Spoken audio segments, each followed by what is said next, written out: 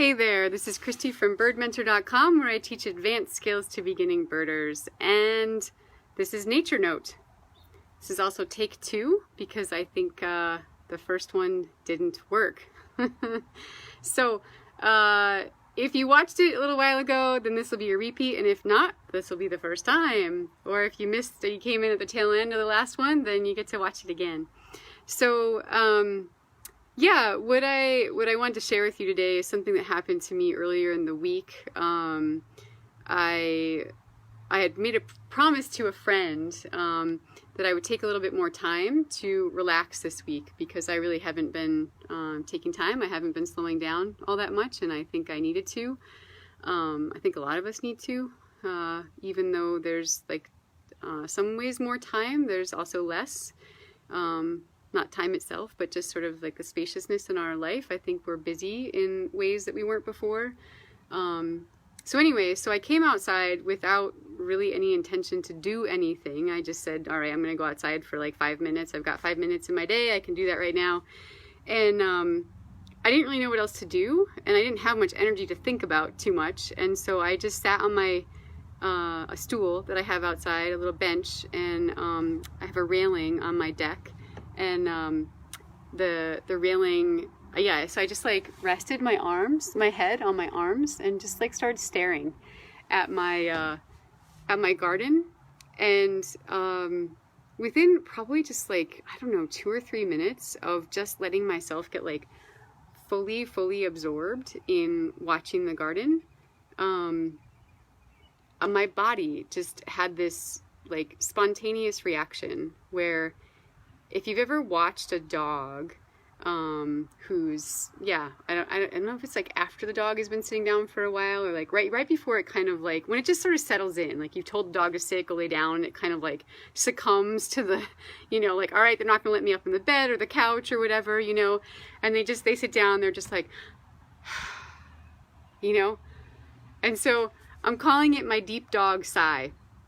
And that's what happened to my body. So my body literally just sighed. Like it took this deep breath and just let go. And I could feel it like throughout my entire body, like, and how much I needed that. You know, I needed so much for my body just to like have that deep sigh, you know, and just let all the stress, let everything go. And, I think there was a couple things that I found like really important about that moment, and important in allowing that to happen. One of those things is that I had no motivation. You know, I literally just sat on my deck with my arms, my head on my arms, and just started staring at the garden, and let myself get absorbed in this tiny little space. You know, it was maybe like a 2-foot space of the world. And I didn't look at anything else. I just was staring at this little space in my garden and watching how big the little flower stalks were, and, you know, watching the bugs crawl around, and how many leaves were budding out at that time. And then the other thing I think that was really important, and I feel like I've heard it talked about in somatic therapy before, how our body has memory. And in this way, I think is a positive memory, you know, because I think that certain postures remind our body of certain things. And so it'd be different. Like if, you know, this posture, I think sometimes could do the same thing, but not necessarily, because this is also something that people do when they're bored. You know, if like you're having a long conversation and someone's just kind of like listening and they're sort of bored.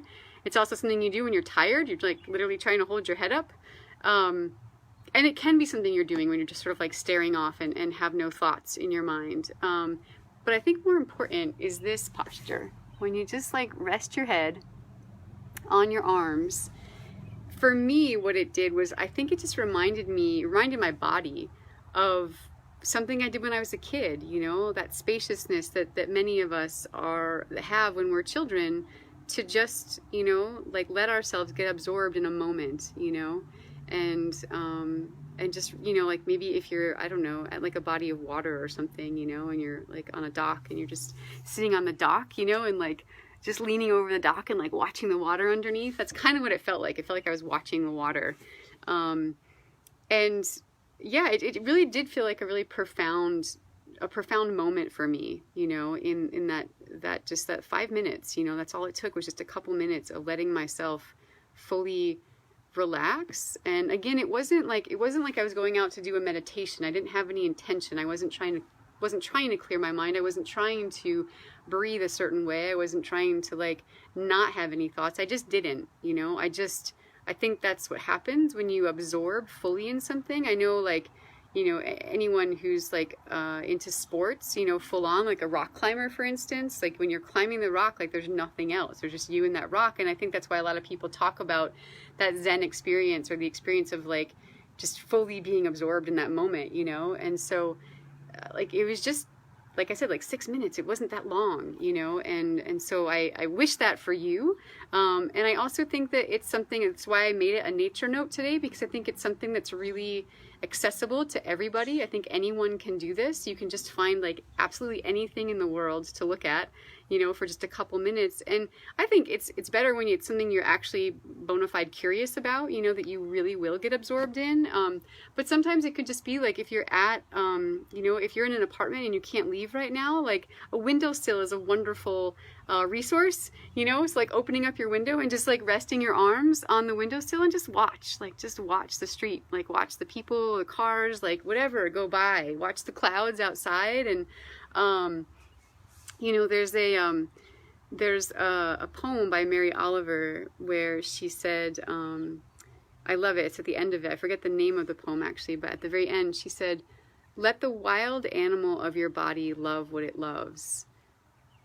And I just think that's wonderful. And she's probably speaking to something slightly different than what I'm talking about here, but it's really true. It's like when you let that wild part of you just get absorbed in what it's absorbed in and what it's loving, then I think that's really where the specialness, like the healing, you know, for all of us can happen, where that peace can be found, you know, when you let the wild animal of your body love what it loves. Yeah. And yeah, I think that's it. So if there's anyone in your life that you know that you think might benefit from this or would appreciate watching it, you can share it with them. And let me know. Let me know if you go out and try this, and let me know if you experience a deep dog sigh. And if you have any stories like that to share for other people to hear, I think it's really important. I think it's important for all of us right now, you know, to like have those moments in our life where we slow down a little bit, you know, take good care of yourself. All right. Thanks for joining me today. Hey, Tom.